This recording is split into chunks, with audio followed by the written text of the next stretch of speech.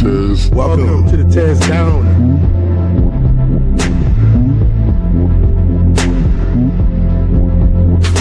Welcome. I'm the Tez.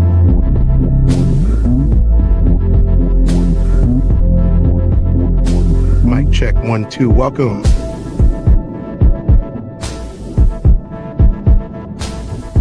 Welcome to the TezDown. Party time.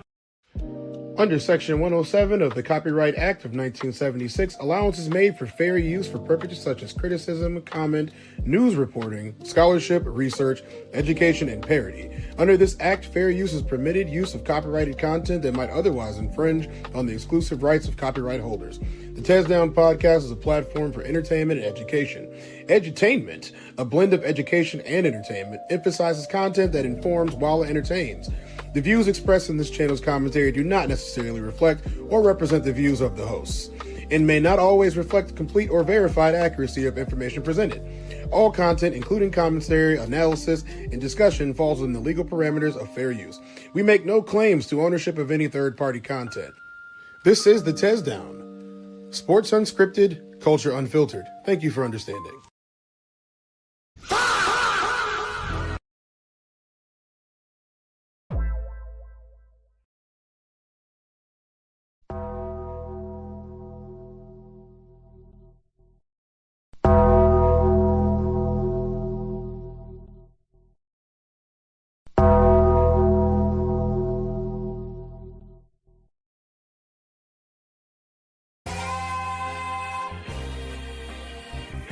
Only gonna do this once. Classic. Lord God, anything attached to me that could be holding me down and keeping me from my ascension.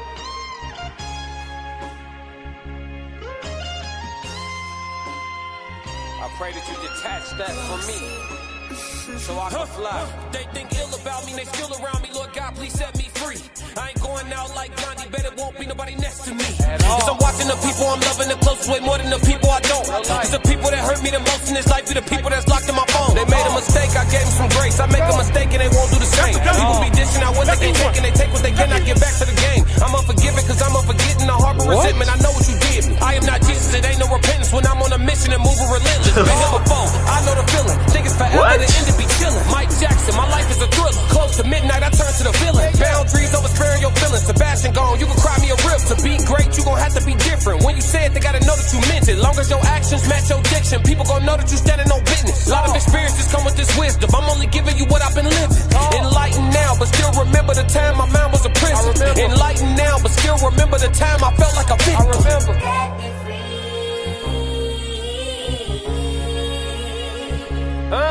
Talk. Enlightened now, but still remember the time I felt like a victim.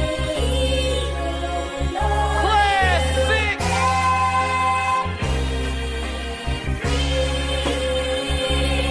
Yeah. Lord God, let me fly, They think ill about me, they still around me. Lord God, please set me free. I ain't going out like Selena, bet it won't be nobody next to me. Cause I'm watching the people I'm loving the closest way more than the people I don't. Cause the people that hurt me the most in this life be the people that's locked in my phone. Come to people I'm already knowing. People fickle, coming and going. People different when weather is storm. Some people pull over when it start to pour. Some people pull over when it start to drizzle. Some people foul, I can't get a whistle. Make it or miss it, I'ma keep shooting myself like a pistol. I need you to hit me, I need you to feel me, I need you clear as a crystal. For all of them I gotta go get us. This language I'm talking is different. Keep cracking the code, stacking your dough and using these hoes for business. Make money with her, not children. We catching bags, not feelings. It's the reason why scars still leave a mark when they done healing. It's the reason why all of us guard our hearts after hurt feelings. There really is no forgiveness. There really is no forgiveness. It's happening for you, not happening to you. Just stay on the mission. Welcome to the TezDown. It is bright and early on a Tuesday afternoon, and I'm feeling good. Are y'all feeling good? I'm gonna have to protect my eyes in a little bit, but for now, y'all get to see some of these chocolate browns. You feel me? You feel me? Yeah. I got you. Sko. What's up, Sko? How you doing? Sko was in the building, y'all. Blah, blah, gay sex, blah, blah, Congress. That's what we're talking about at the beginning of the day's show. We have a couple different things that we're going to talk about today on the TezDown. We got a lot of downs today because a lot of things happened, and the president decided that he was going to do some stuff and say a bunch of things to people that you probably shouldn't say. Cannot say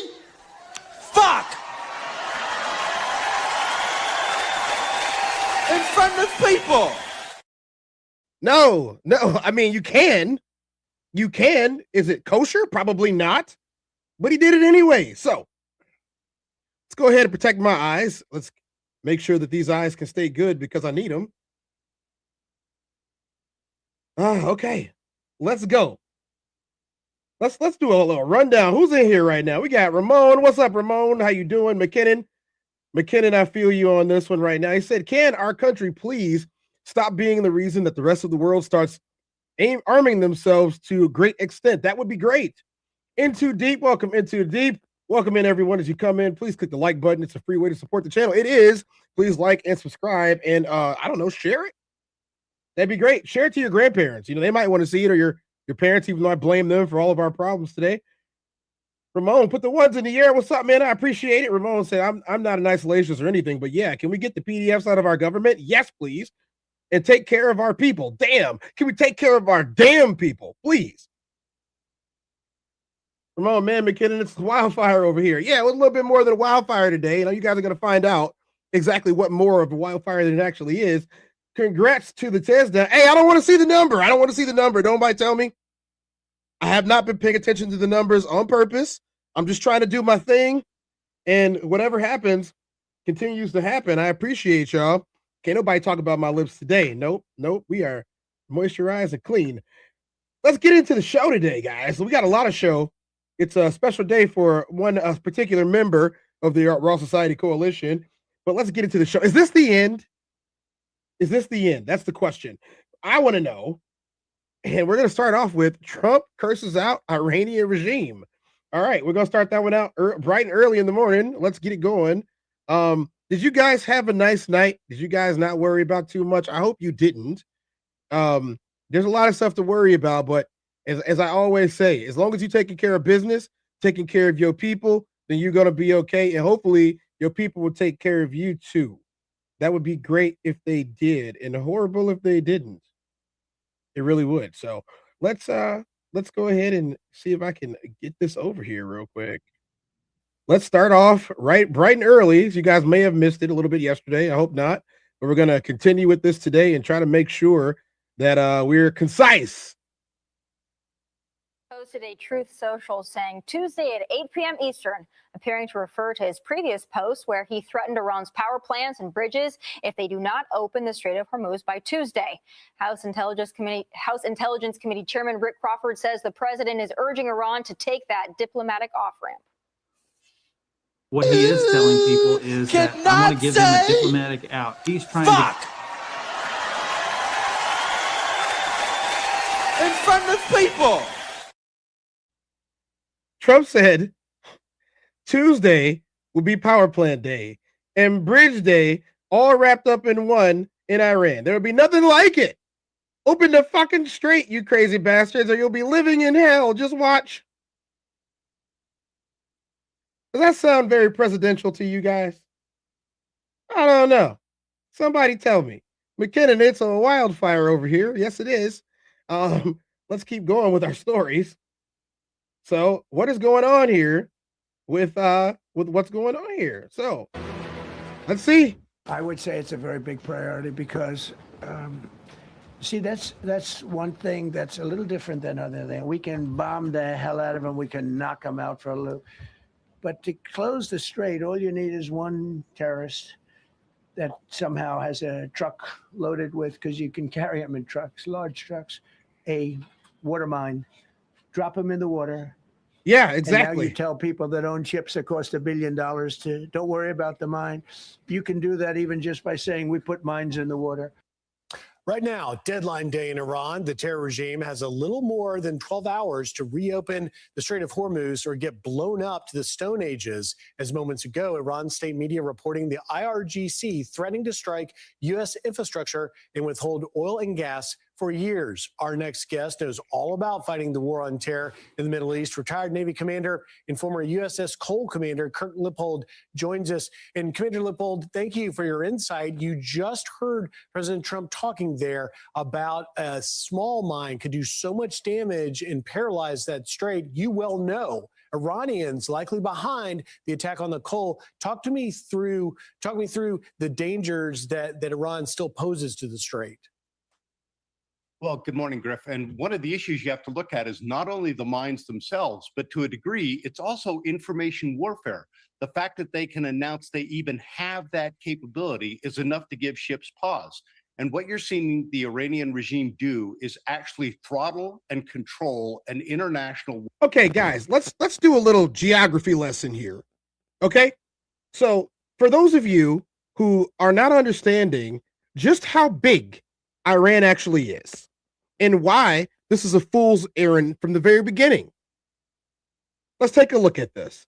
You have Iran, which is up to your top right, next to Afghanistan.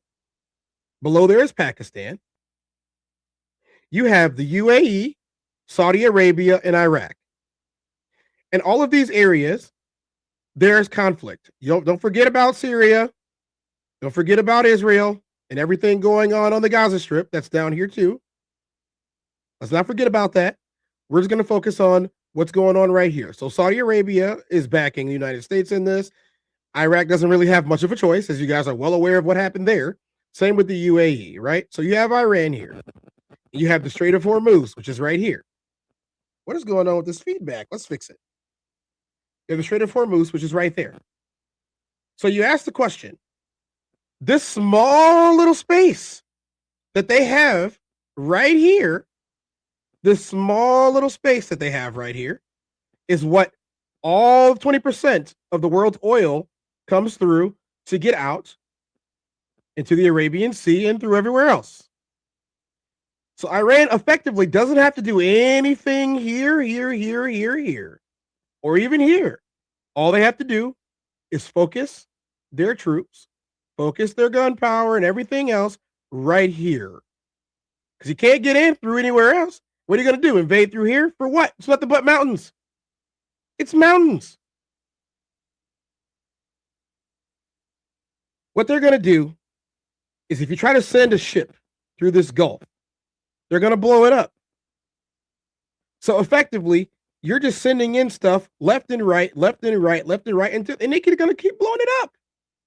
It's a fool's errand. It's unwinnable. It's not unwinnable because you don't have the firepower. It's unwinnable because of geography. And if anyone would have taken a geography lesson, they would have understood that a long time ago. Exactly, Ramon, exactly. It's wasting American tax dollars. Once again, $2 billion a day to this. $2 billion a day. I'm going to give you guys the real reason. Many years ago, America signed a deal with Iran and a couple of other countries to basically have all of the economy backed by oil. And America as a country would need the oil to continue at the rate that it does for the American dollar to stay as strong as it was. Because you had to transfer money into American bonds, into American dollars, in order to pay for the oil that you needed. So that strengthened the American dollar. Well, countries are not doing that as much as they used to. And that weakens the American dollar. And because America is stuck in, I don't know, the 1940s, they still think that oil is the one thing that we all need when other people are finding alternative methods of energy.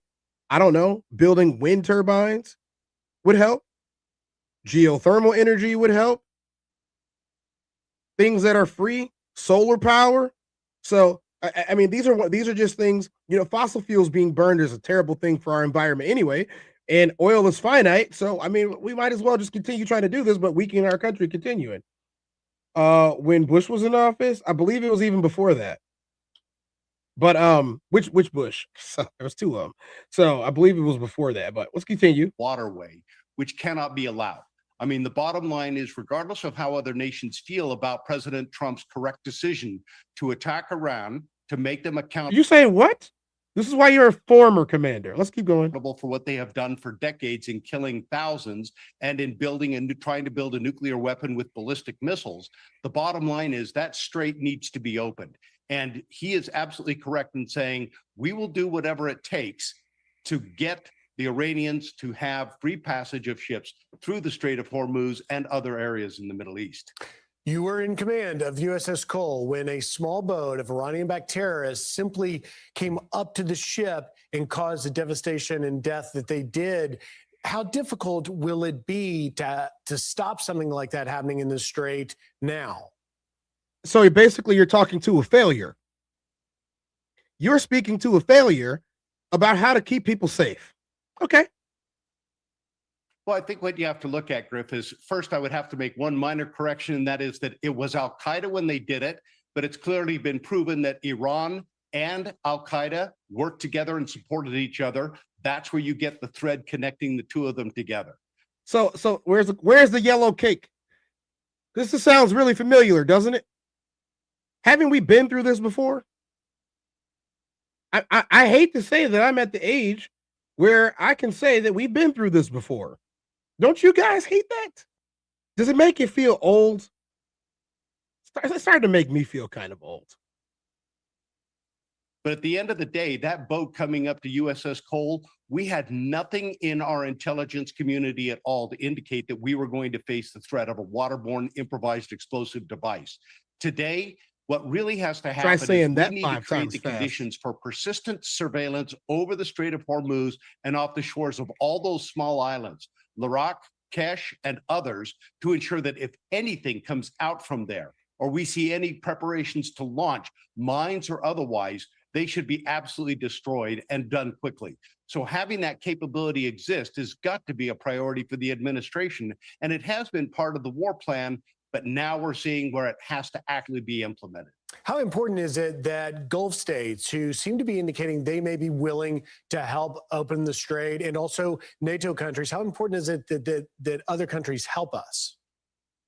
I think at this point, it's absolutely critical. Again, going back to what I said, whether you agree or disagree with the decision to move forward with this conflict, with President Trump being absolutely right in doing it, if not now, when, and if not how many lives, give me a number. But at the end of the day, these other countries becoming involved, NATO, the Middle East countries, it proves to their benefit, because if that strait's open, you have the free flow of maritime traffic and oil from the Middle East, as well as other products and goods. That is going to be good, not just for the Middle East and Europe. It is going to be good for the world, because it also sends a signal to China that what they're doing in militarizing those islands in the South China Sea will not be tolerated if they use that for a power projection purpose to try and control that region of the world following an invasion of Taiwan. We've got to go, but quickly, why isn't China or India, some of the other customers that are the biggest users of this strait, helping clear it? I think, quite frankly, when you look at China, that's still a brutal communist dictatorship. They have proven themselves again and again to not be a competitor or an adversary, but in fact, an enemy of the United States. They have aided and abetted Iran. All you have to do is look at some of the recent Wall Street Journal articles that support that. And at the end of the day, India doesn't have the power projection capabilities to come all the way to the Middle East to do those types of activities. They are a very good regional power and partner, but at the end of the day, those two countries need to stay on their own. We should have left state out of this from the very beginning. What are you talking about? Just them? Just them? In too deep. Ramon said, yeah, I feel old. I remember being young, believing in the safety of the government. Man, how wrong I was. In too deep said the U.S.-Saudi oil deal began in 1933. Oil concession agreement is signed by Standard Oil of California, but it was solidified strategically during a 1945 meeting. I'm glad that I know things. Thank you, In Too Deep. I appreciate that. We have literally done this dance. Only this time we have a potato with an overly long time making decisions.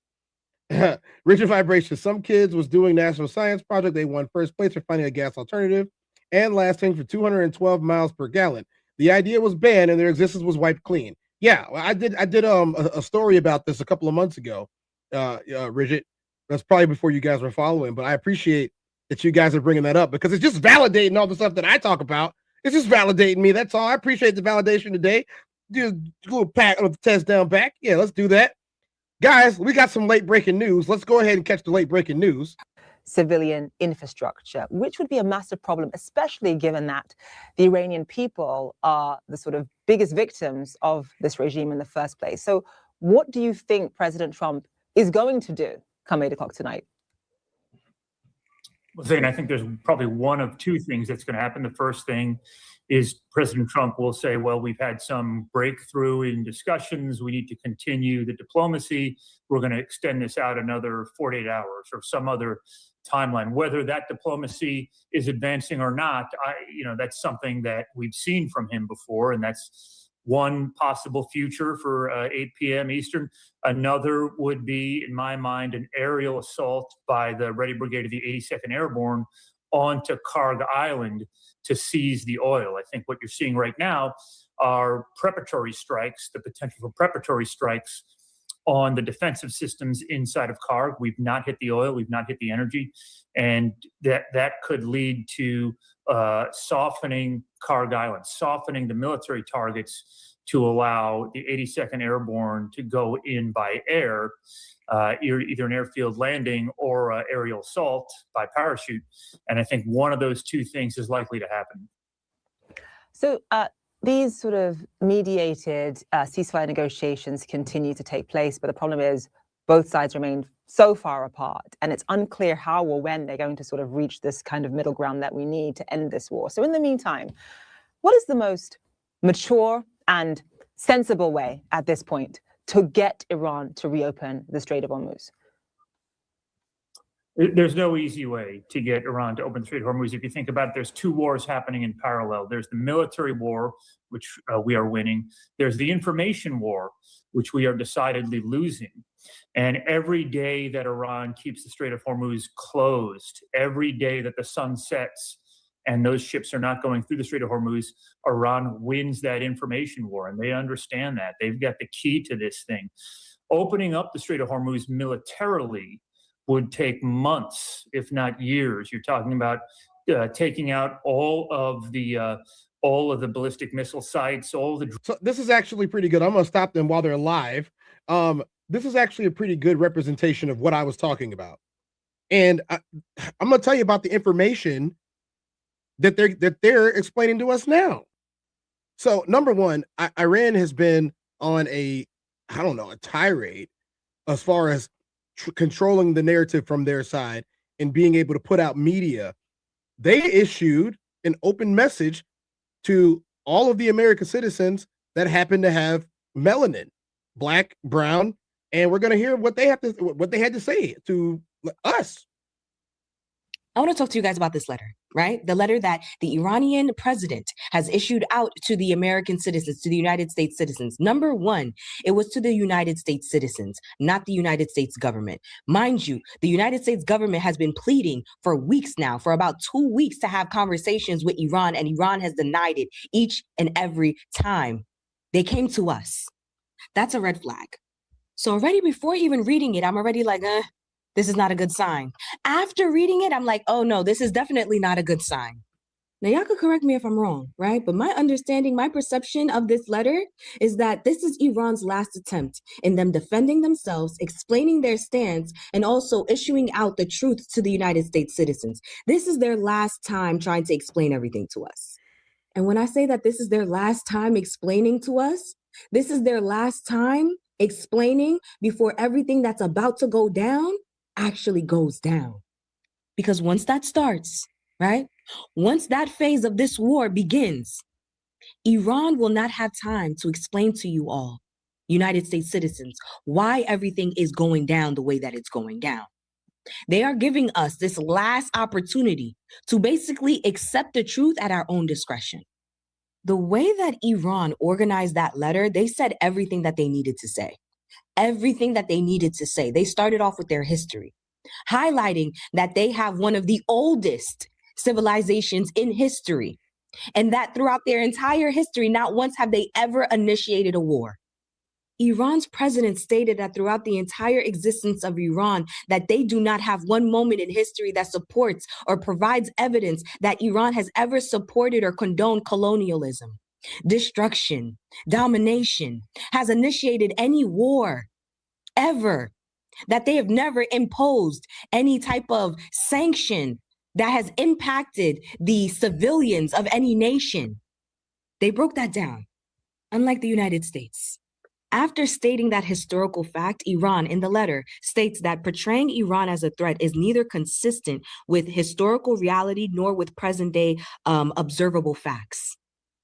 And in the letter, they say all of that to explain how is it that your government was able to successfully run this propaganda about us, Iran, starting the war when we don't even have the history that supports that we are capable of this, that we do this. They are trying to make you, the American citizen, who is supposed to be the reader, understand exactly what's going on. A country that has never, throughout its entire history, who is older than the United States, has never initiated a war, yet the United States was able to successfully spread propaganda about this country and this war. Let that sink in. In the letter, they then, Iran, explain to everybody that the Iranian people have no hate towards the American citizens, towards any European, towards anybody, to be honest, right? That they, right, in their government has always made the clear distinction between government and the people. You understand how that distinction is deeply rooted in principle and collective consciousness, something that we don't have here in the United States. He pointed it out. That statement was not only made to disgrace and shame the United States government, but also the citizens, the active citizens that elected these people into these positions. And then right before the letter ends, you're now at the point, if you're reading it, right? You are 3/4 into the letter. Iran poses the fundamental question, exactly which of the American people's interests are truly being served by this war? Was there any objective threat from Iran to justify such behavior? They're asking you, the United States citizens, what did they do to deserve this? What can your government, the American government, say to justify such actions? What did they do? They're asking. Hello, brothers and sisters. Welcome back to the channel. I'm hoping that you are doing great from whatever you're watching this video from. And as you know, I'm your host and presenter, Agent Stories. So I only want to do the video, but let me say this. They have a good point. They have a very good point. If they're not out starting wars, why is war always knocking on their door? Has a lot to do with that oil agreement. We know what that's all about. And once again, when I say that they're on top of their game as far as the propaganda goes, this is what they put out last night. In the middle of escalating tensions between the United States and Iran, a dramatic war of narratives has now taken a digital turn. Iran has released a striking new video created in a Lego-style animation mocking a recent high-risk U.S. military rescue operation deep inside Iranian territory. The video, widely circulated by Iranian state-linked media, portrays the mission as a complete failure, ridiculing what the U.S. has described as a daring and successful extraction. The rescue mission in question involved a downed American fighter jet pilot stranded in Iran's rugged mountainous terrain. According to U.S. officials, the operation was a complex and dangerous effort that ultimately succeeded in safely retrieving the pilot after nearly 2 days of evading capture. However, Iran tells a very different story. In the animated video, Iranian forces are shown overpowering U.S. troops, destroying aircraft, and foiling what Tehran claims was a deceptive and failed rescue attempt. The use of Lego-style visuals adds a layer of satire, turning a real-life military operation into what appears to be propaganda aimed at undermining U.S. credibility. Iranian officials have also claimed that several American aircraft were destroyed during the operation, suggesting that the mission resulted in heavy losses. But U.S. sources counter this narrative. They maintain that any aircraft losses were intentional, destroyed by American forces themselves to prevent sensitive military technology from falling into Iranian hands during the extraction. Despite the competing claims, one fact remains clear.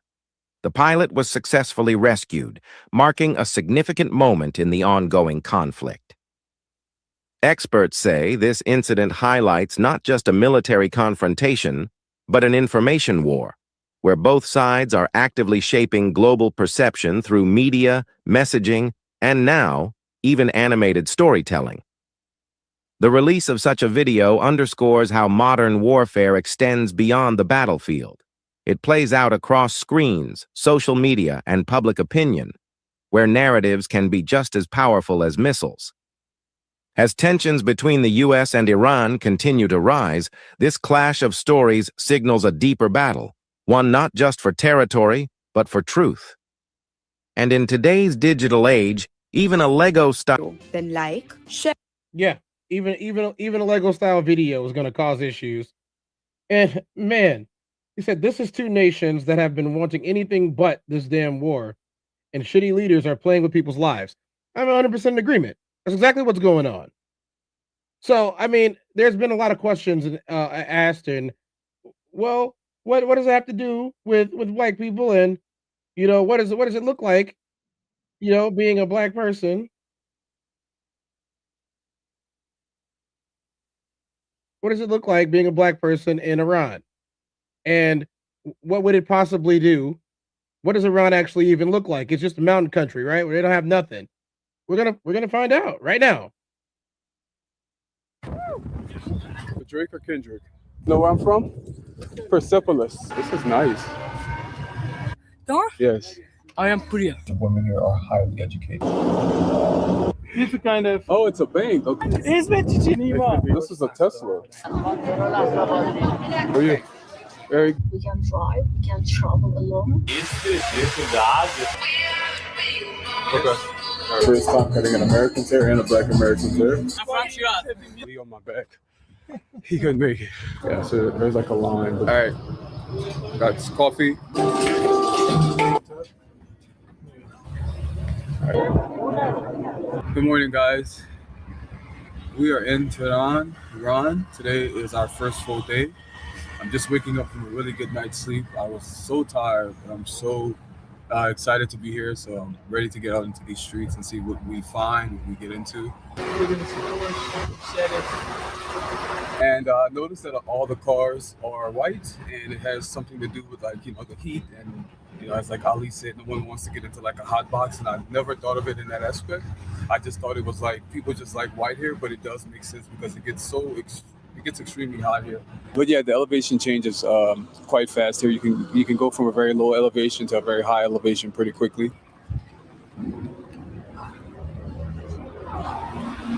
All right, guys, so we just made it to the former U.S. Embassy. Across this crazy road.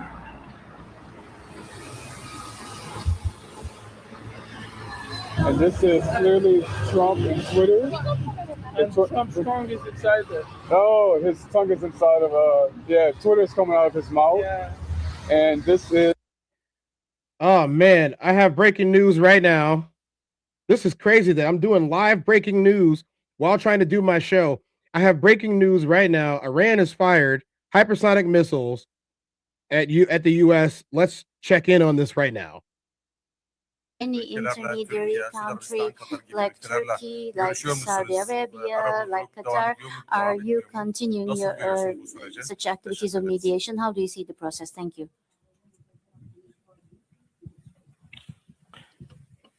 Well, I have been in touch with Tehran, of course. I still do not have exact information about the level of damages, but I don't think it matters how much damages have been made. Attacking a nuclear facility by itself is an unforgivable violation of international law and should be condemned.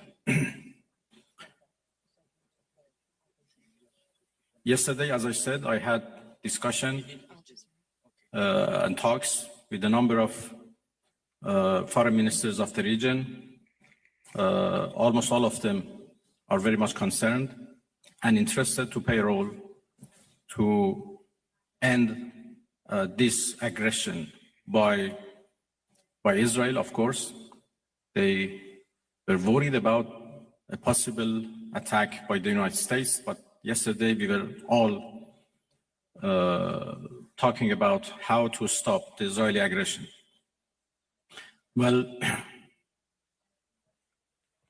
of course, the door for diplomacy should be always keep open, but this is not the case right now. My country has been under attack, under aggression, and we have to respond based on our legitimate right of self-defense. And we will do that as long as needed and necessary. We'd now like to take a question from Al Jazeera.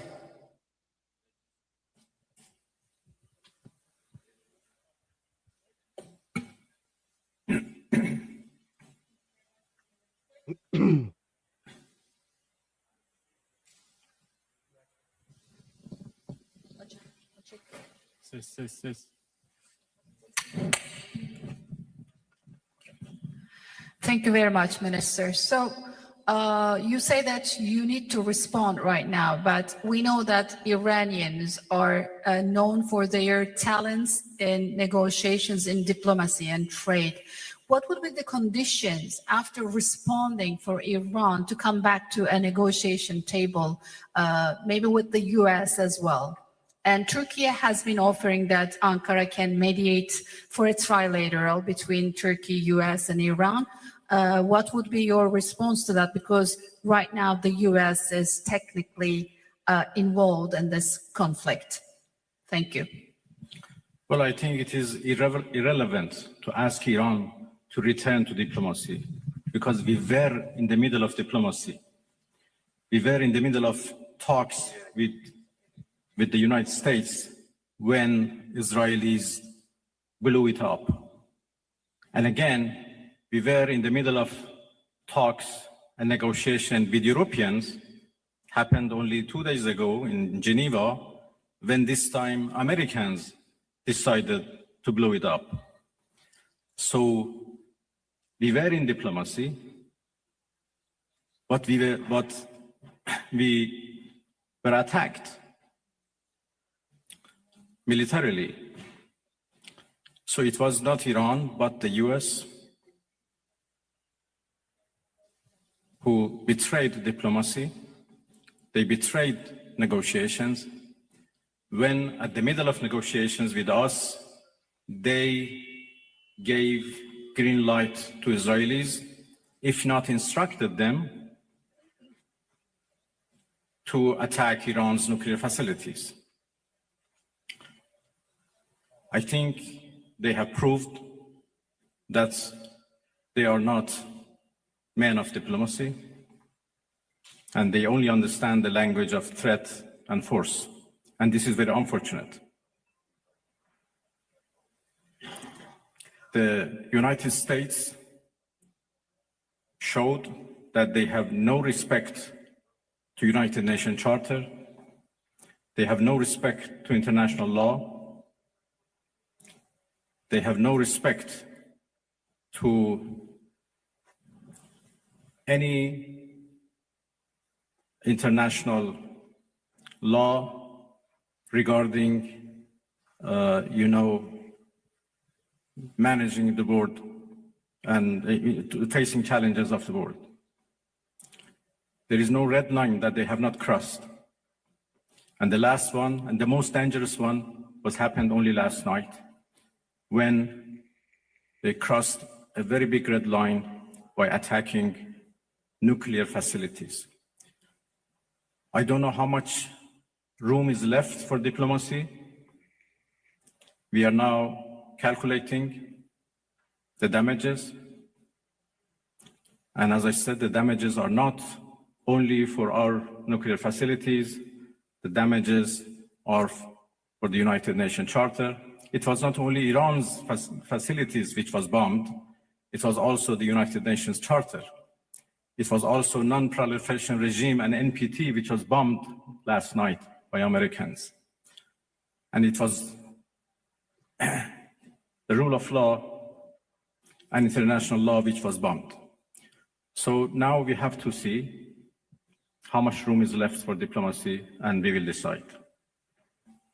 I'd like to hand over to TRT World.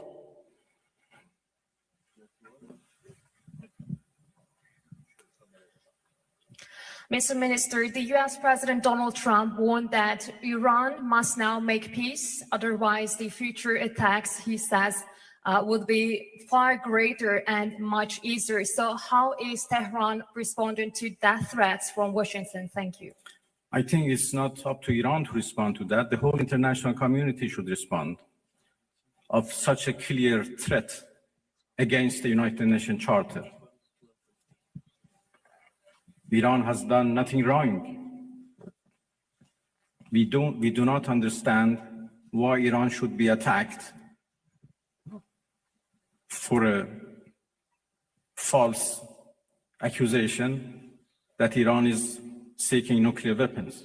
It's now more than 20 years that we are trying to prove that our peaceful nuclear program is in fact peaceful and would remain peaceful.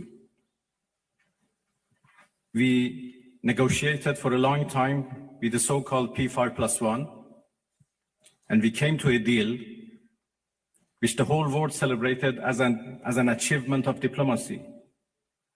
And then it was the US who withdrew from that deal and reimposed their sanctions and restarted their threats. Again, we were negotiating with the same administration. Then all of a sudden they decided to attack us, first by Israelis, then by themselves. And now they are threatening us for more attacks. So it's not up to Iran, but it's up to international community to condemn this, to prevent this. Otherwise, there would be nothing left for the international law, for the security at the world level. The Security Council should play its role, should play its responsibility to condemn and prevent these kind of threats. We will certainly defend our interests. We will certainly defend our territorial integrity, our sovereignty, and our people. And I'm so glad that our people are now fully understand what injustice they are doing against the Iranian people. They are united and in solidarity with the government, and they stand firm against any aggression. Next, CNN Türk.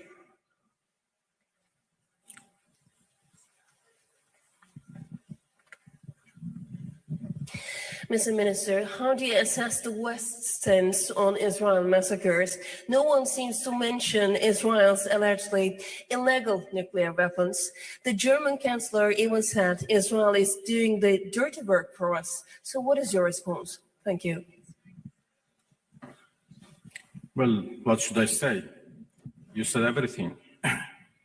That Iran is under attack by a nuclear-armed superpower and a nuclear-armed regime. And Iran, as you know, is a non-nuclear armed country. That should be certainly condemned. If not, the whole non-proliferation regime would be undermined and would be defeated. Iran is a committed member of NPT. But NPT is not able to protect us. So why a country like Iran or other countries who are interested to have a peaceful nuclear energy should rely on NPT for their peaceful activities? It is very unfortunate that Israel is doing, as the German chancellor called, a dirty job. And by the way, They supported that dirty job. It's a shame. They know that Israel is doing a dirty job and they support it and they give it every right to do it and they call it defending itself.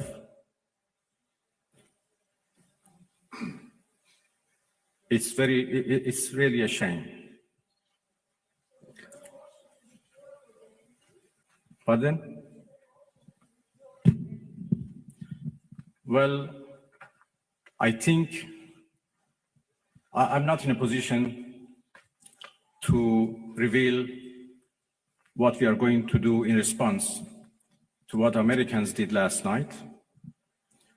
I just talked about the fact that NPT failed to protect Iran from and its peaceful nuclear program.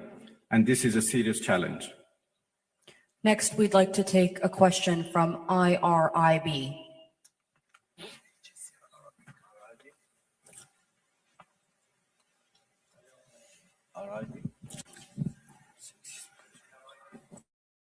So, guys, if you're just not catching up, we're getting some information from what Iran is calling a attack that they weren't able to defend against and that they were left defenseless for and unprovoked is what they're saying.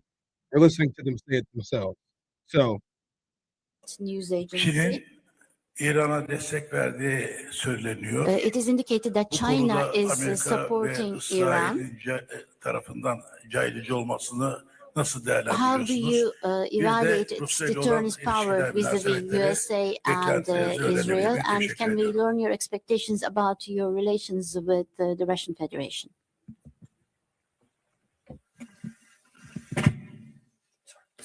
Well, there was a problem with the translation, or I think with the device, it doesn't work properly. I understood the last part of your question. Well, I'm going to Moscow this afternoon, and I have a meeting with President Putin tomorrow morning. He's going to Moscow in the morning. Russia is a friend of Iran,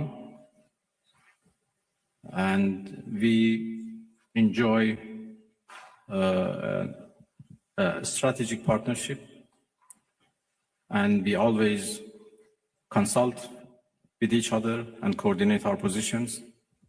Russia has been a part and the participants of JCPOA, so they have been always a party to nuclear negotiations.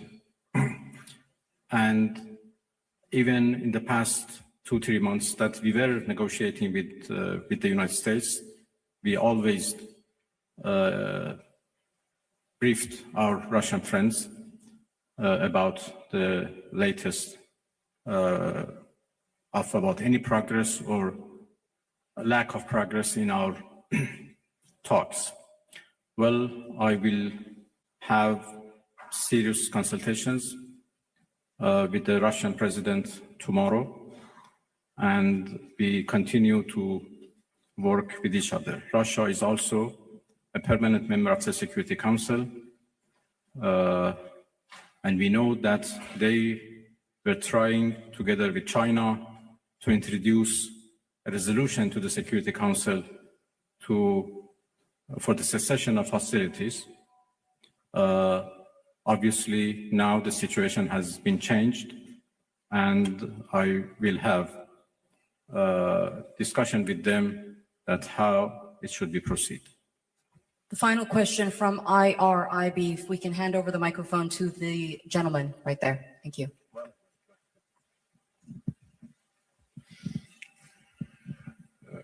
خسته نباشید آقای عراقچی. از خدمتتون که دیروز آقای اردوغان صحبت‌هایی داشتن در مورد میانجیگری، فکر می‌کنید نقش ترکیه در این رابطه به چه ترتیب خواهد بود؟ میتونه ترکیه در واقع در این رابطه Yesterday, President Erdogan mentioned a mediation instrument. Can Turkey handle such a من دیروز ملاقات diplomacy بسیار or خوبی رو با mediation جناب آقای activity? اردوغان رئیس جمهور محترم ترکیه داشتم.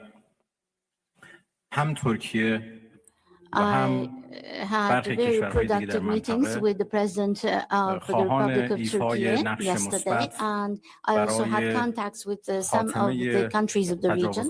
Some of the countries of the region, such as Turkey, are indicating that they could be mediating so that the lots of useful, important meetings with the foreign ministers of our region, and we discussed about different initiatives and ideas existed for the peaceful settlement of this question. But as all of you know, we suddenly faced with the aggression by American forces to our nuclear facilities. The Islamic Republic of Iran condemns in the strongest terms the United States' brutal military aggression against Iran's peaceful nuclear facilities. It is an outrageous, grave, and unprecedented violation of the fundamental principles of the Charter of the United Nations and international law. The warmongering and lawless administration in Washington is solely and fully responsible for the dangerous consequences and far-reaching implications of its act of aggression. The US military attack on the territorial integrity and national sovereignty of a UN member state carried out with genocidal Israeli regime, carried out in collusion with the genocidal Israeli regime, has once again revealed the extent of the United States' hostility towards the peace-seeking people of Iran, who will never compromise over their independence and sovereignty. The Islamic Republic of Iran continues to defend Iran's territory, sovereignty, security, and people by all means necessary against not just US military aggression, but also the reckless and unlawful actions of the Israeli regime. While President Trump was elected on a platform of putting an end to America's costly involvement of forever wars in our part of the world, he has betrayed not only Iran by abusing our commitment to diplomacy, but also deceived his own voters by submitting to the wishes of a wanted war criminal who has grown accustomed to exploiting the lives and wealth of American citizens to further the Israeli regime's objectives.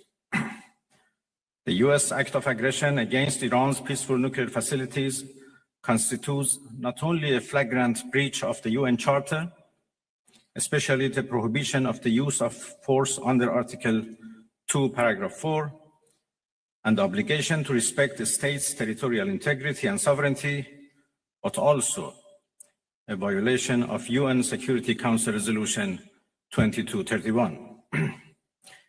It cannot be emphasized enough how much of a devastating blow that the US, a permanent member of the Security Council, has dealt to the global non-proliferation regime.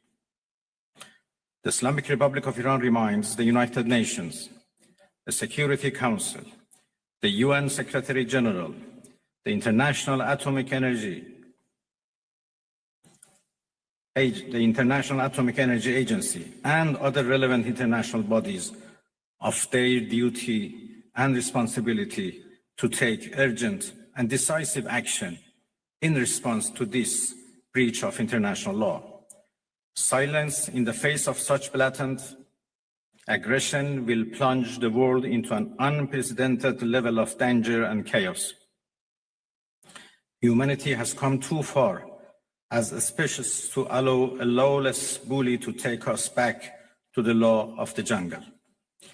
The Islamic Republic of Iran calls on the Security Council to convene an emergency session to unequivocally condemn the criminal act of aggression by the United States against Iran and to hold the administration in Washington accountable for its violations of fundamental principles of United Nations Charter and of norms of international law.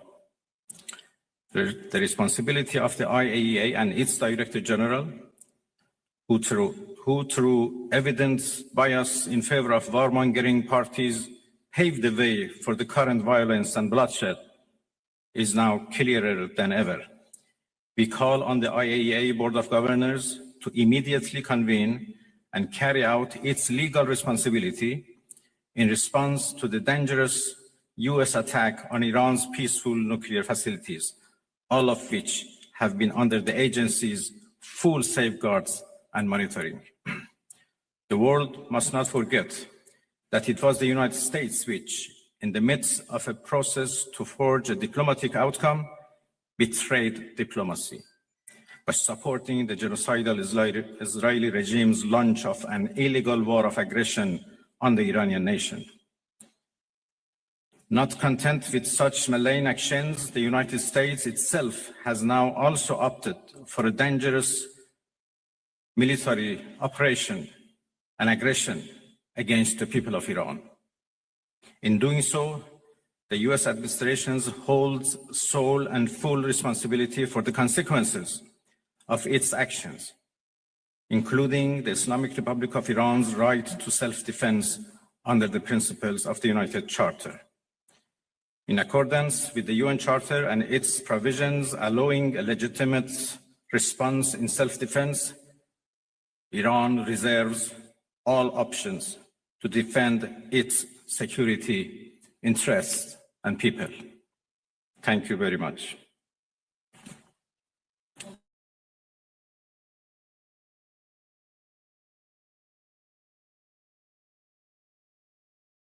At the same current time I'm listening to this right now, I'm going to break into it.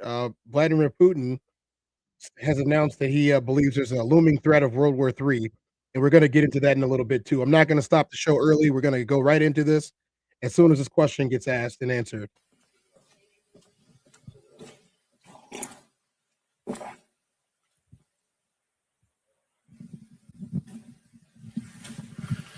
Sayın Bakan, müzakere kapıları hala açık mı Distinguished Minister, görüyorsunuz? are the doors for negotiation still open?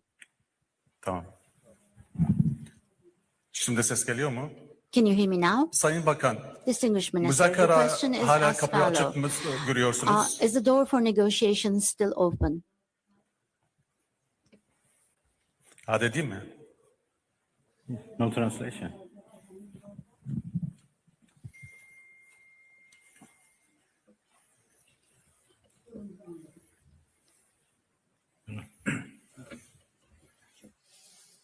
Interpreter, please speak. Can you hear me, sir? Can you hear me, sir? In the English channel, can you hear Bakan me? Arapça biliyor mu? Direkt Arapça If I may just step in here and just translate real quick for my colleague. He's asking if there are still room for negotiations moving forward. Arapça olarak diye sorabilirim eğer Arapça biliyorsa. It's all right now. You can translate is okay. Türkçe mi? Sayın Bakan, Ahmet Gannam yine televizyon Arabi. Müzakerelere hala kapı açık mı görüyorsunuz? Tahran'la görüşmüş müydünüz? Bugün nükleer tesislere vurulan nükleer tesislere ne kadar yüzde kaç zarar görmüştür? What kind of damage has been incurred on the nuclear facilities? Is there any intermediary country like Turkey, like Saudi Arabia, like Qatar? Are you continuing your such activities of mediation? How do you see the process? Thank you.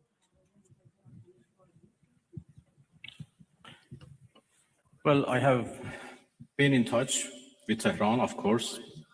I still do not have exact information about the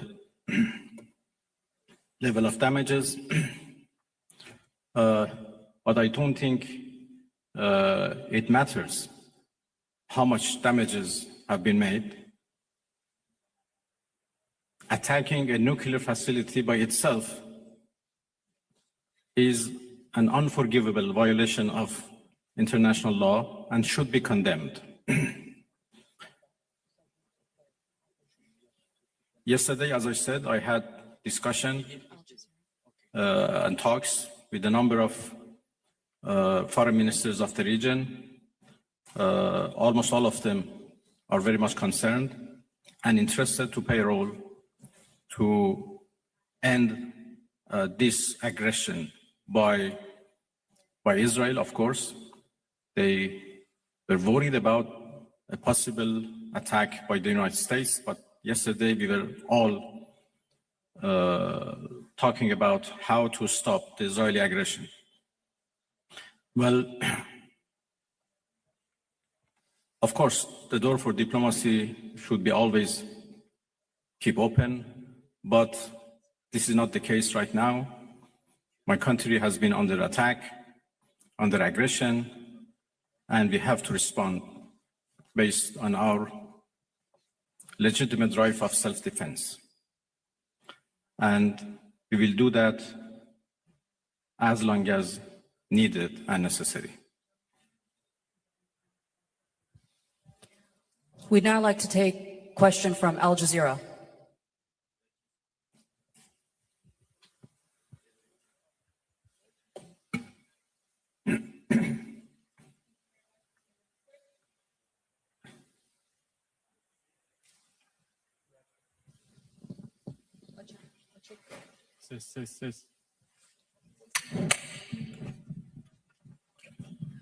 Thank you very much, Minister. So you say that you need to respond right now, but we know that Iranians are known for their talents in negotiations in diplomacy and trade. What would be the conditions after responding for Iran to come back to a negotiation table, maybe with the US as well? And Turkey has been offering that Ankara can mediate for a trilateral between Turkey, US, and Iran. What would be your response to that? Because right now the US is technically involved in this conflict. Thank you.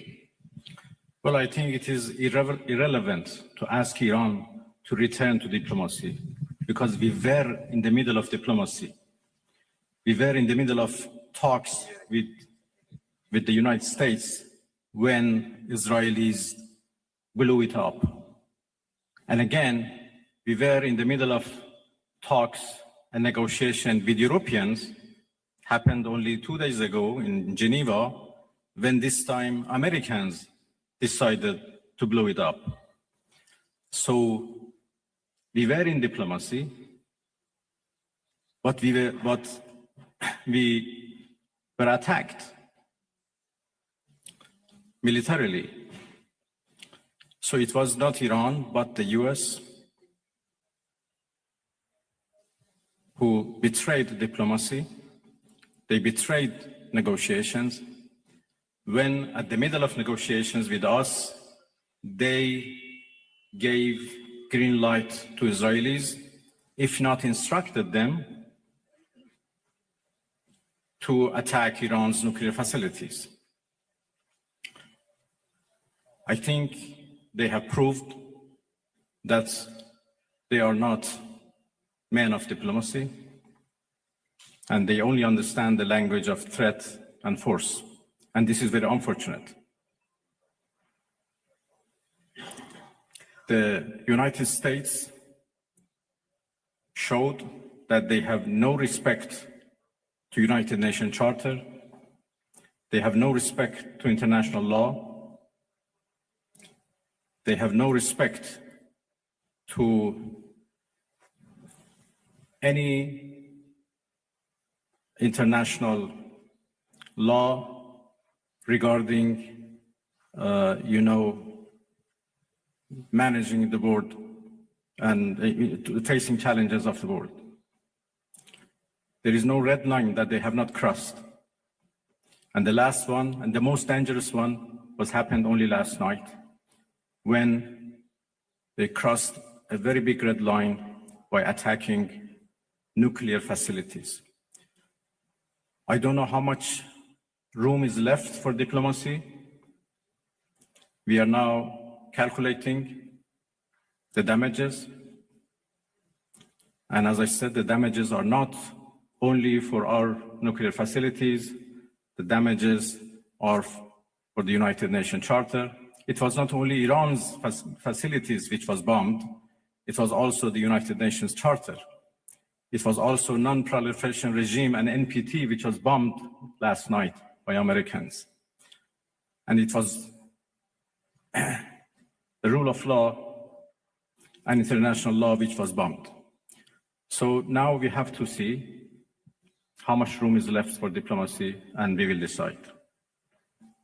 I'd like to hand over to TRT World.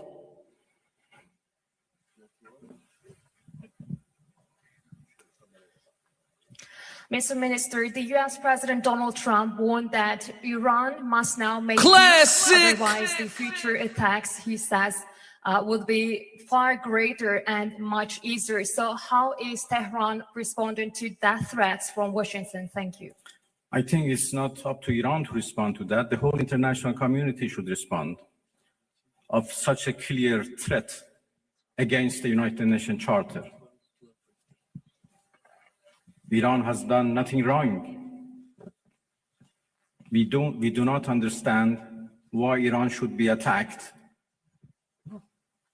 for a false accusation that Iran is seeking nuclear weapons.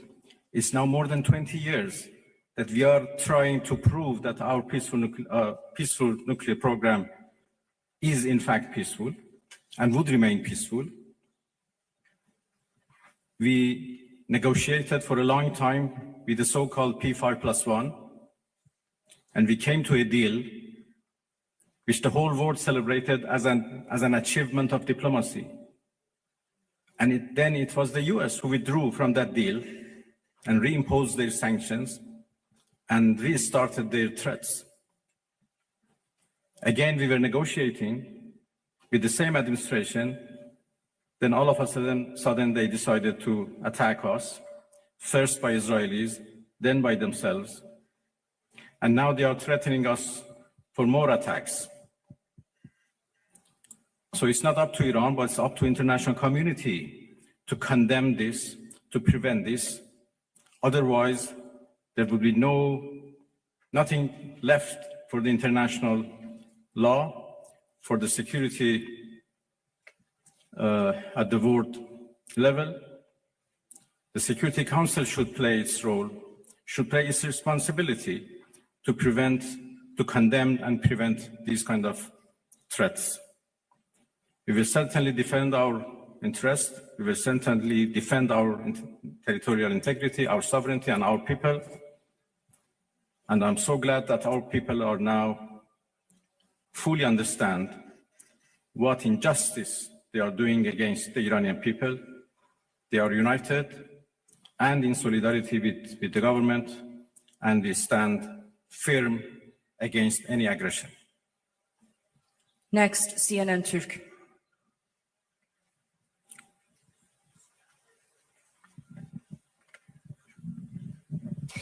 Mr. Minister, how do you assess the West's stance on Israel massacres? No one seems to mention Israel's allegedly illegal nuclear weapons.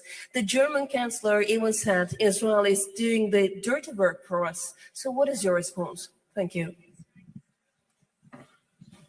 Well, what should I say? You said everything.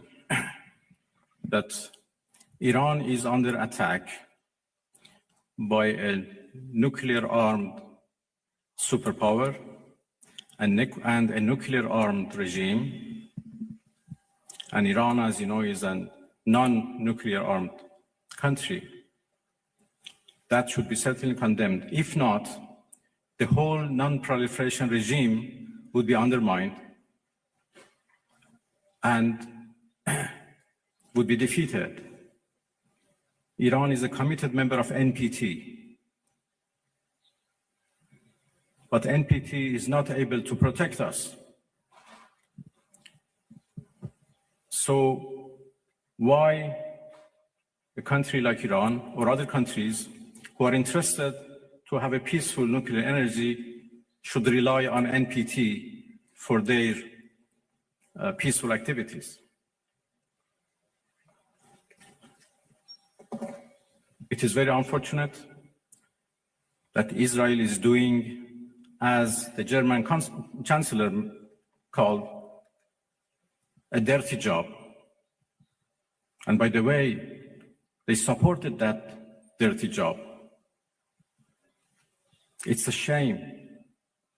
They know that Israel is doing a dirty job and they support it and they give it every right to do it and they call it defending itself.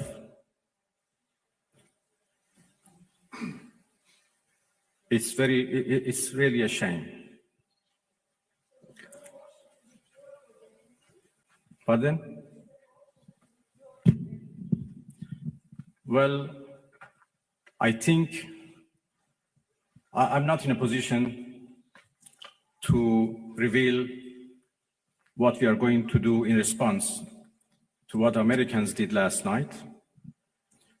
I just talked about the fact that NPT failed to protect Iran from and its peaceful nuclear program. And this is a serious challenge. Next, we'd like to take a question from IRIB. Nevertheless, we did it, and this unit is working, and it is working successfully. We have signed a contract for the construction of 2 more units. The work is underway, and our specialists are on site. This is more than 200 people. And we have agreed with the Israeli leadership that their safety will be ensured. In general, it seems to me that given Iran's plans to continue the use and development of nuclear energy, including in agriculture, medicine, and so on, but this is not nuclear energy. And in nuclear energy, we could, together with Iran, why do I think so? Because the level of trust between our countries is quite high. And we have a very good relationship with Iran. We could continue this work and ensure their interests in this area. I will not go into details now, there are many of them, and we discussed all these details with the Israeli side and with the American side, and we also sent certain signals to our Iranian friends. In general, we can ensure Iran's interests in the field of nuclear energy. At the same time, we can take care of Israel's safety. In my opinion, there are such options. I repeat, we have offered them to our partners, the United States, Israel, and Iran. We are not imposing anything.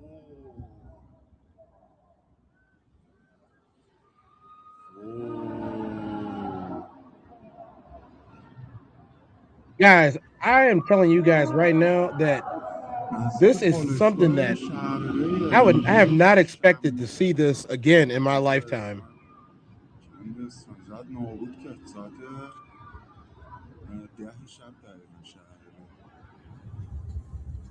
What is going on?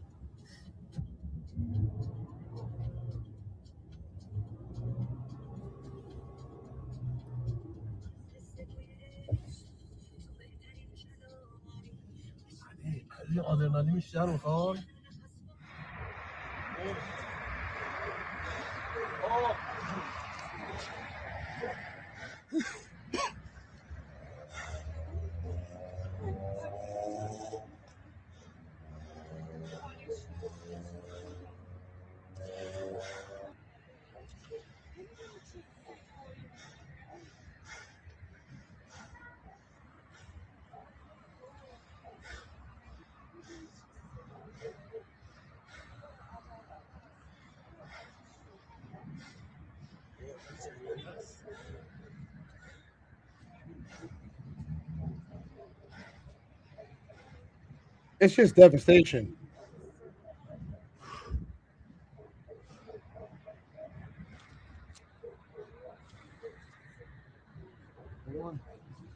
رفتم چایی بریزم پنجرمون شبیه صبح شد من دم پنجره بودم پنجرمون صبح شد. Look, from what it looks to me, is the rest of the world seems to be rallying against the United States because of this. And it doesn't seem like the United States has a whole lot of backing for this. And the fact that they're able to go out and say what they're saying and do what they're doing and rallying people against them, including the United Nations and NATO, means that this might not be as cut and dry as the administration, the Trump administration, has said that it is. So this is cause for a little bit of worry. It truly is.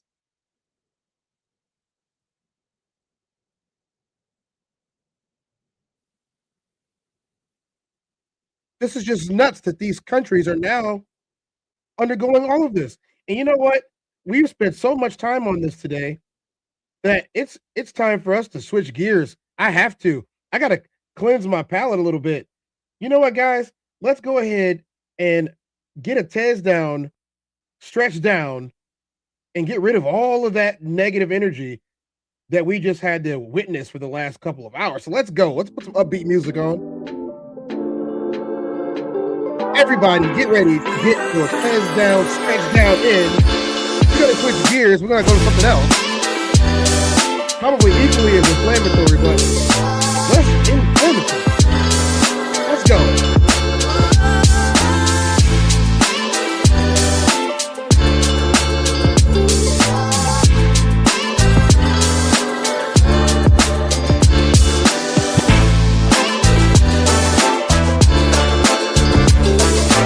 Leftover right.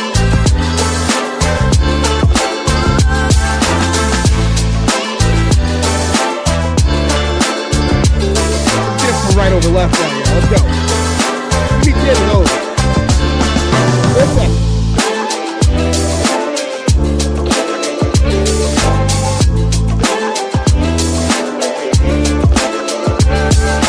You're full stretch out. If you're in your chair at work, or if you're driving over the road in your truck, stretch that neck out. Let's go. Keep that neck roll. To the right.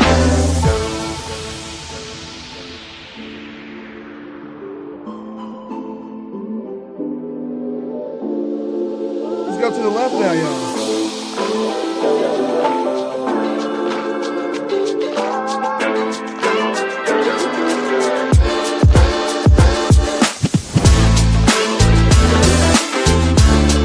Give me a deep breath. Just gonna inhale all of that.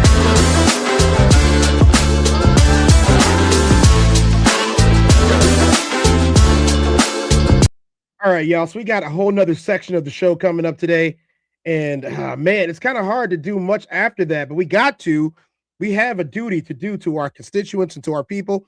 And we're going to be taking out a look at some interracial dating, as it seems to be the topic of the week, interracial dating things, because we didn't necessarily get into it on the Classic Codes last night. I know I wasn't a part of that show. I was just in the chat, but it brought up some interesting thoughts.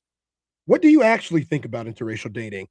But before we're going to do interracial dating, we got some stuff that we want to talk about, and that is the Raw Society Coalition is on tour. Go ahead, Miles, do your thing.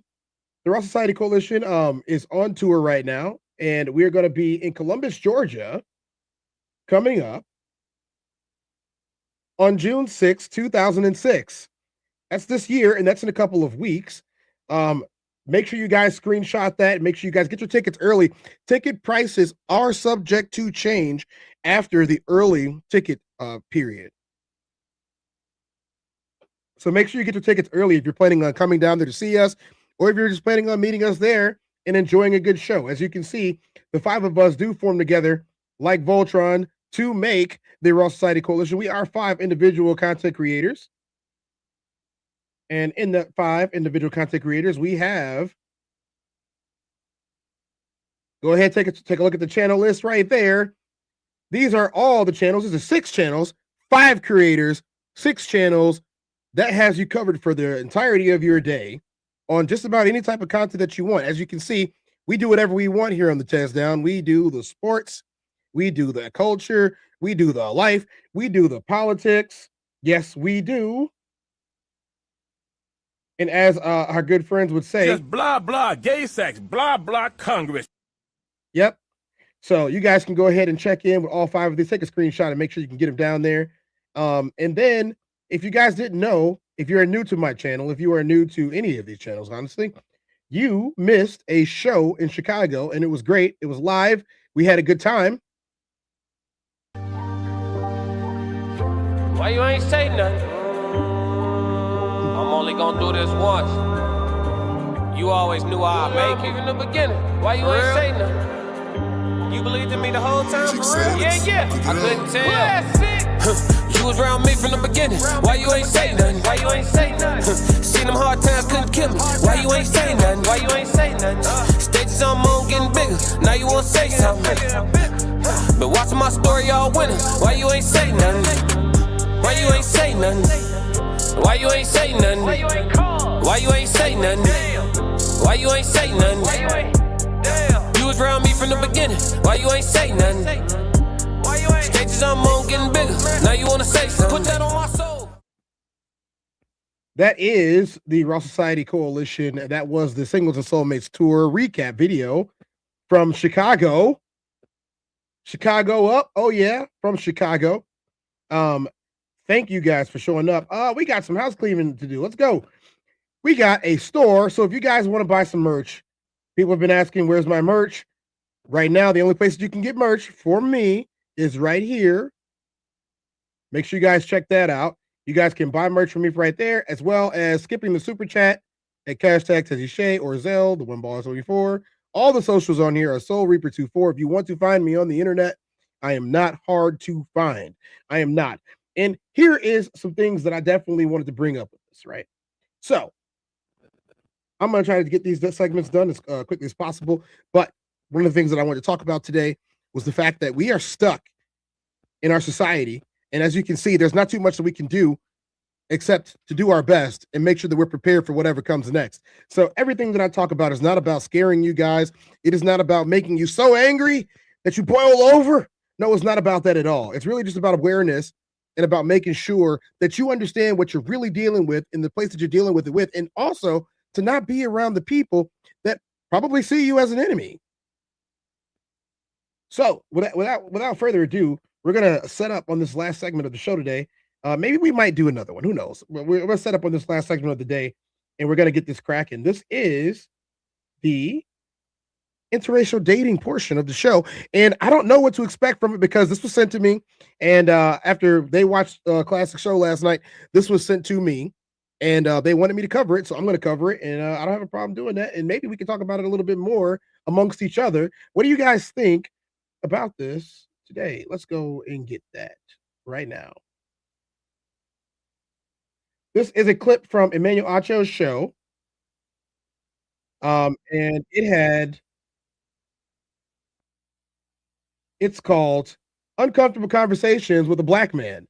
So this isn't Conversation with Soft Rain. It is Uncomfortable Conversations with a Black Man. And that black man is Emmanuel Acho. Welcome to another episode of Uncomfortable Conversations with a Black Man. You see, prior to 1967, if these couples were to join me on stage, they would have to look like this. Because this would have been illegal and probably still makes you a little uncomfortable. I'm joined now by Rachel and Brian of season 13 of The Bachelor. Does it still make people uncomfortable to see interracial relationships? I thought that this was commonplace for the entirety of my life. You know, I've seen, I mean, I have family members who were different, and as far as different as not being as chocolate as myself.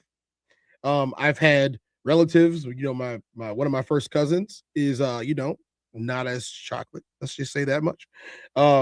And I just didn't see this as anything, you know, weird. I didn't, you know, especially having family in Minnesota, and that's exactly what I'm talking about. Bachelorette, most notably, the first Black Bachelorette in the show's history, also joined by Lindsey Vonn, Olympic gold medalist and PK star defenseman for the New Jersey Devils. But I want to start with an email that I received. And I really want to focus on the interracial aspect of all of this, because someone asked me, they said, Emmanuel, as a black man, do you feel betrayed when you see a black woman with a white man?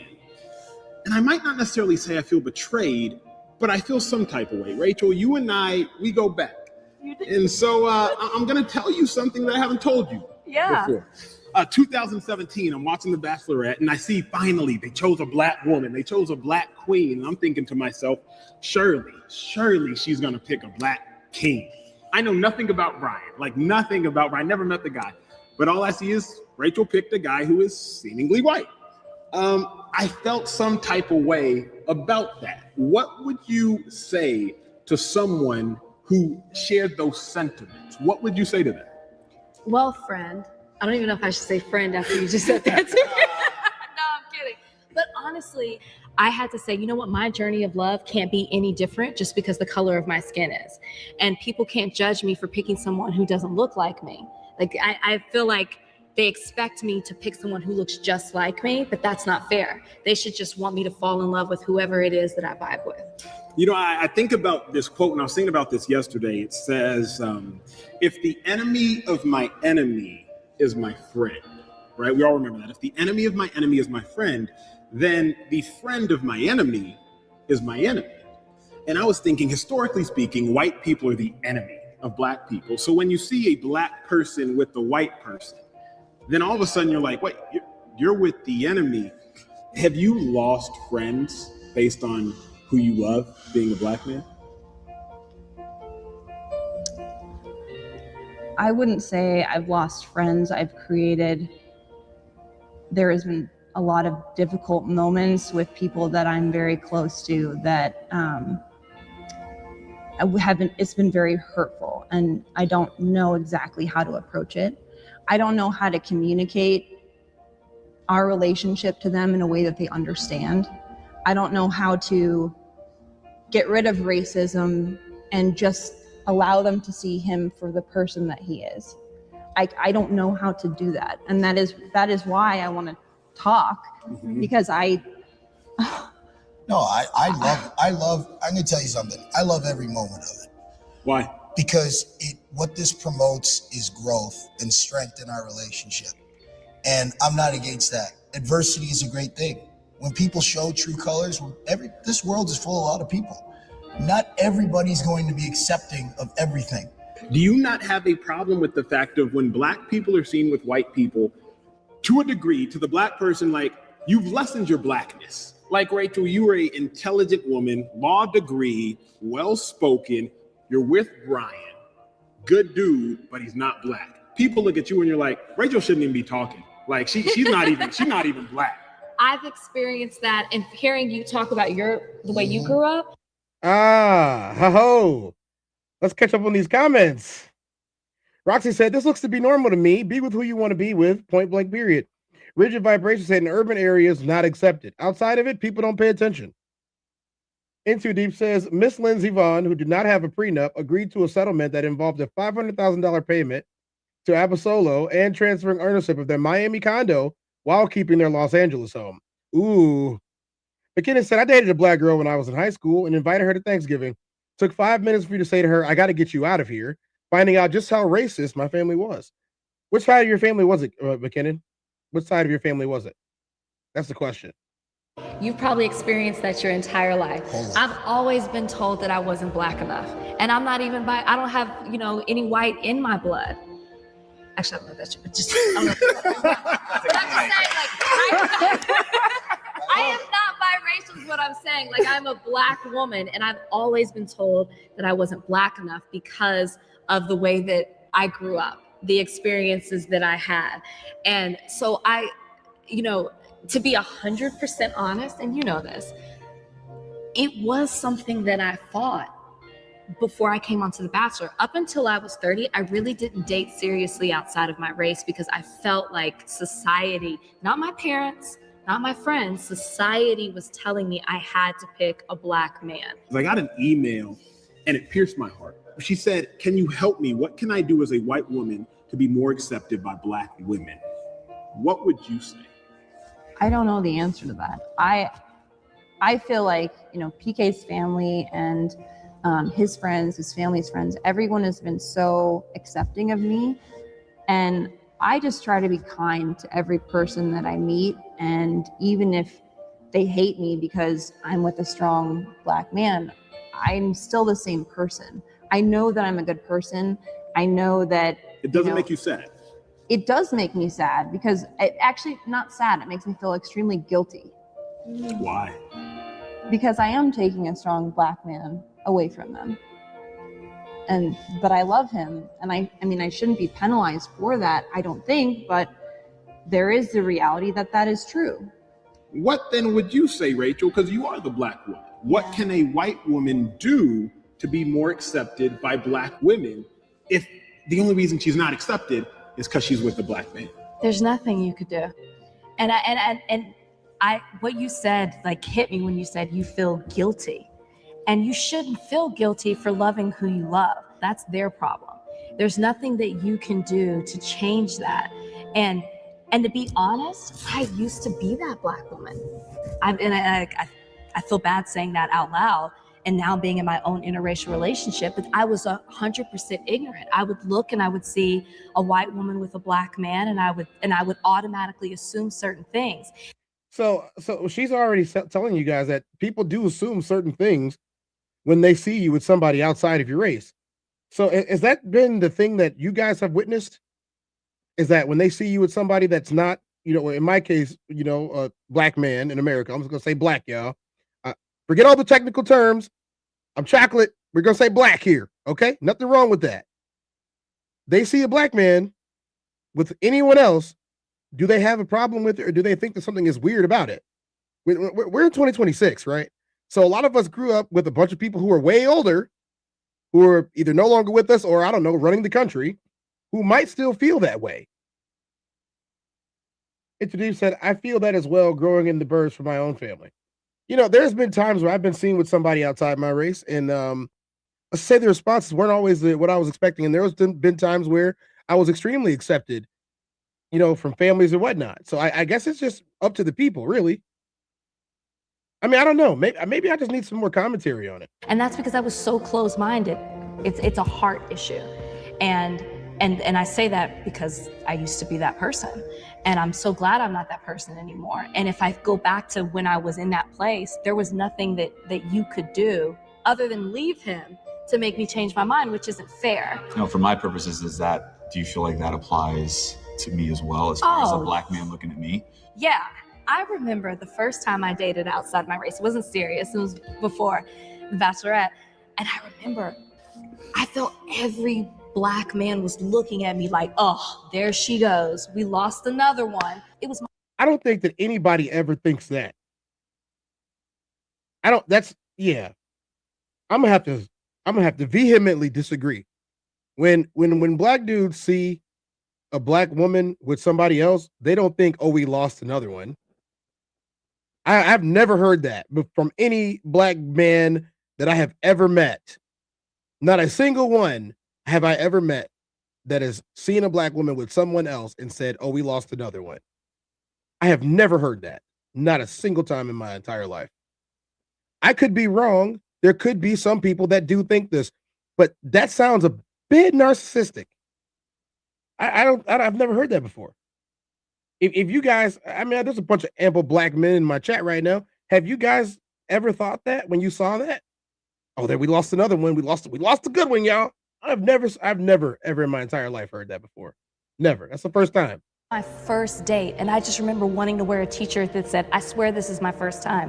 Why should I have to think like that? I actually there was a friend of mine, and he actually later apologized for it, but he actually, when I was with Lindsay, I don't even know if I told you No, this. you didn't. No, But he broke me down about like, dude, you need to be with like a sister, like you need to, and I think he had a couple drinks, but I never stopped him or put him in his place. I just let him speak.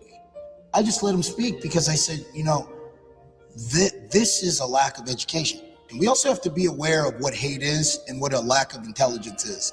When I was in college as a college athlete, if there was ever a Black man dating a white girl, a white woman, it would be said, oh, you're with the master's daughter. Like, oh, you're with like the slave master's daughter, kind of. Now that, on the other hand, now that is something that I have heard. That is something that is very prevalent in today's society. And that is something that is brought up in so many different situations. For example, a lot of black men do believe that you are doing a disservice to you and your bloodline if you mix bloodlines with other people. I've heard that so much. 80s and 90s were so different from now, for sure. McKinnon said, I can speak from the racist side. White people think that shit. Like my stepmother. She clearly doesn't value herself, she said, seeing an interracial couple walk by. Damn. Dang you. So you mean to tell me that if I had, like, you know, a little blonde Lindsey Vonn walking with me, that your mom would say that? But I'm pretty dope. I am pretty dope. And I'm a champion. She doesn't care about my championness? That's not enough to prove myself and my value in the society that we have, McKinnon? No? Okay. Into Deep said, I don't care that much. I don't either, McKinnon. I don't either. I feel like if you like who likes you, then you don't have these problems. But at the same time, I get where some people are coming from. They might still be living in some trauma or some things they've experienced or some things they've had to, you know, deal. There are types of people that I don't deal with anymore. I'm going to be 100% honest about that. There are plenty of types of people that I don't deal with anymore. And I don't deal with them for my own safety. He said, yes, sir. I've been there too. Yeah, I don't deal with them for my own safety. I'm not talking about any particular color. I'm just saying there are types of people that I do not deal with for my own safety. Roxy said, the only thing that I ever experienced is that with my family. They are simply concerned if I'm happy, regardless whether or not I'm with a black man or not. That's good news, Roxy. You know, I mean, you can do whatever you want to do with a family like that. Yes, you can. Let's finish up their story. As if that was the black man's way to whip the master back, right? Like the white man is a king in his palace, and you can't, as a black man, do anything to touch the white man in society. But you can do something to lie with, to be with the princess. Don't you think that? And what would you say to the black people who have that ideology of kind of like you're still with the traitor, you're with an enemy? Well, I would say that those people are searching for something, and I found it, and it's happiness. I don't have to define what makes me happy to anybody. No one. I don't have to define it to my parents, my family. No, I have to live with this person my whole life, right? So I'm sorry, I'm not coming home to you, to anybody here. Even if, because I have to dig in on this point, because I would be remiss not to. Even if there's the ideology that Lindsay's ancestors would have oppressed your ancestors, you don't feel any guilt in that. I feel guilty by you just saying that. No, but that's how you would think. Like, I'm not associated with what people 4, 5, 6, 7 generations did before me. I mean, because I'm white. I think it's hypocritical, though. Okay. So if I'm talking about changing the game, I'm talking about changing the narrative, and all of us as a black culture are talking about changing. Well, you can't want change in one ways and not the other way.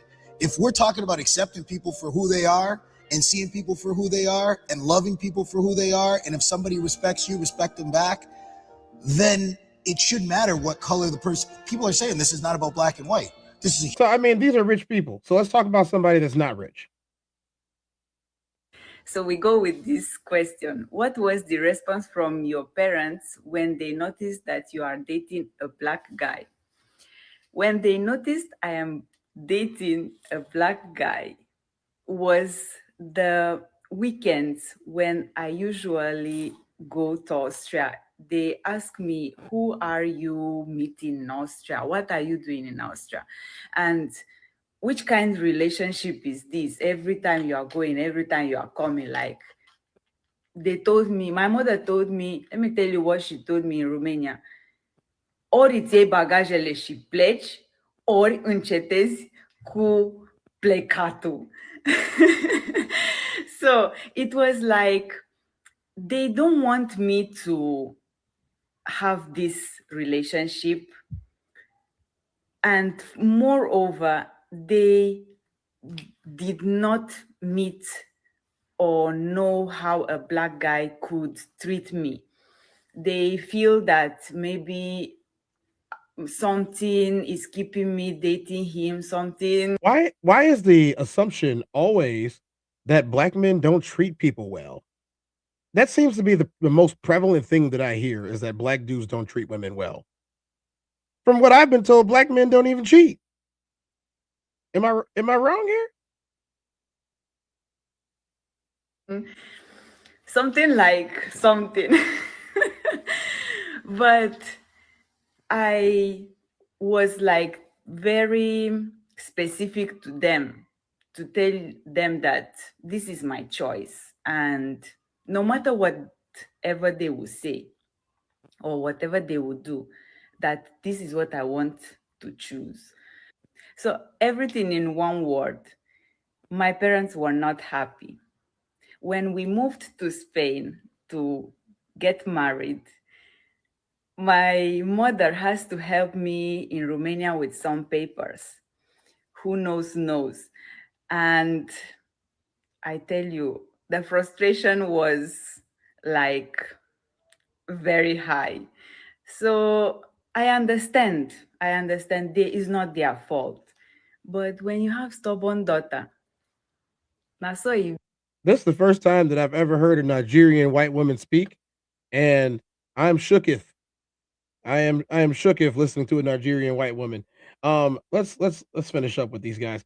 What you got, McKinnon? I don't feel guilt. I feel disgust for the other half of my family and disgust for the past. I know I care about people. I know what I think, and I know how I'm raising my family. I just keep growing that. Yeah, and I gotta agree with that. McKinnon, you did it. McKinnon, you've been walking stuff down lately, man. I gotta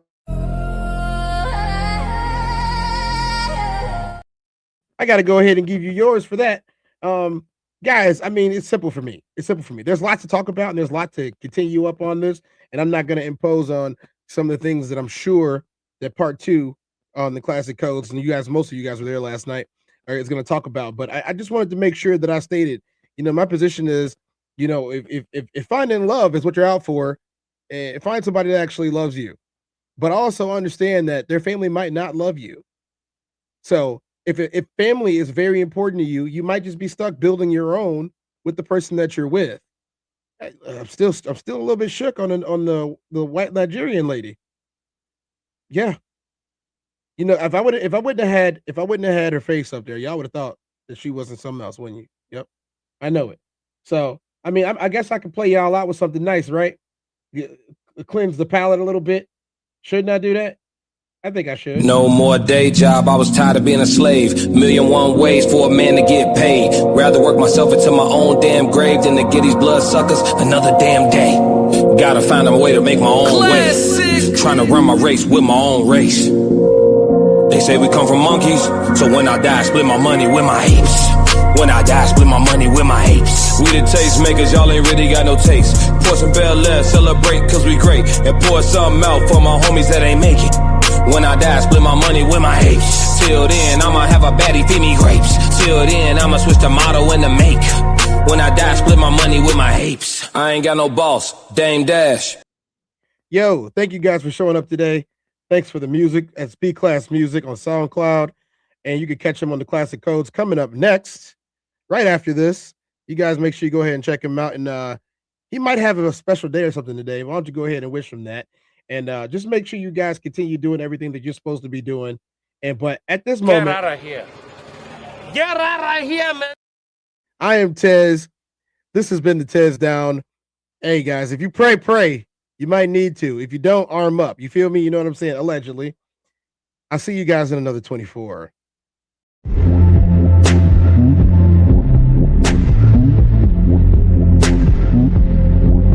I'm the Tez.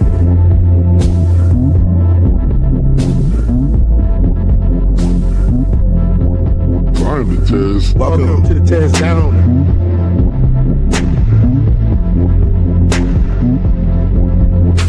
Welcome. I'm the Tez.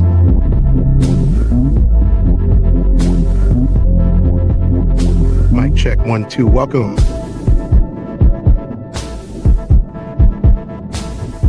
Welcome to the TezDown. Party time.